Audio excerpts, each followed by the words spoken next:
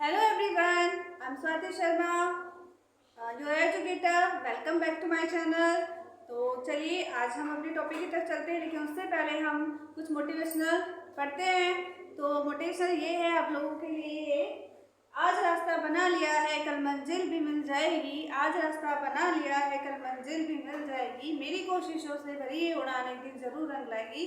और मैं आशा करती हूँ आप सबकी जीवन में भी आपकी जो कोशिश है वो उसमें जरूर रंग भरे। तो चलिए without wasting our time move on our topic. Our topic will be today noun case. Before this topic, we have to study what noun number, noun position, noun gender, and it is the last topic of a noun case of noun. ठीक है, तो let's start.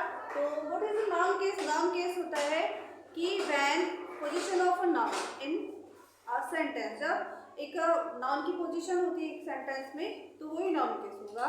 There are 5 types of a case of a noun. ठीक है, तो सबसे पहले मैं simple way we study about we will not study our book is knowledge. We study about the normal and normal language. Okay, so first is normative case.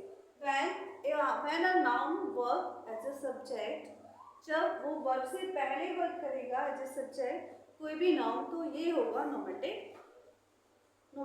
Case. Okay, तो as a example Sita played a football. Sita is a subject, played for a football object. In a sentence is complete here, but Sita is a working. Sita is a noun and doing a work a normative case. And other sentences, the dog killed the mouse.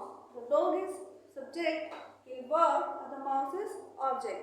जो the dog है वो आपका यहाँ पर noun की तरह use हो रहा है. जब आपके वर्ब से पहले कोई भी नाउन यूज होगा तो वो नॉर्मेटिव केस में होगा. तो आपको ये समझ आया होगा. सेकंड की तरफ चलते हैं.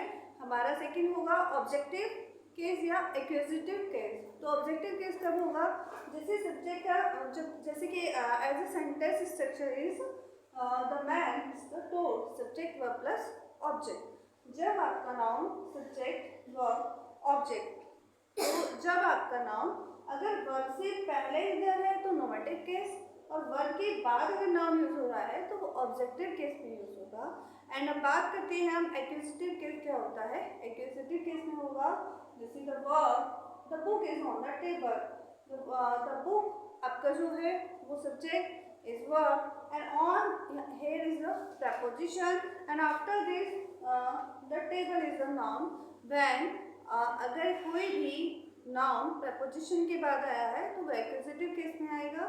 ठीक है, there is a little bit difference both of them, and acquisitive case and objective case. Okay, तो third is a dative case. There are two parts of dative case, direct object and indirect object. For example, I have that he gave me a gift. When we talking about a thing and what. जब आप किसी भी thing या what का answer देंगे तो dative case में जाएगा. and किसको दिया, and living thing that it goes to indirect object. ठीक है, so in simple way जब हम किसी भी थिंग क्या दिया है तो एक गिफ्ट दिया, और थिंग की बात करेंगे तो ये डायरेक्ट ऑब्जेक्ट, और किसको दिया, मी को दिया, और लिविंग थिंग है तो इनडायरेक्ट ऑब्जेक्ट. ओके, और जैसे केस में एज अ पोजीशन, जैसे नॉन पोजीशन पढ़ा था हमने, we have already study about this कि पोजीशन में क्या आएगा.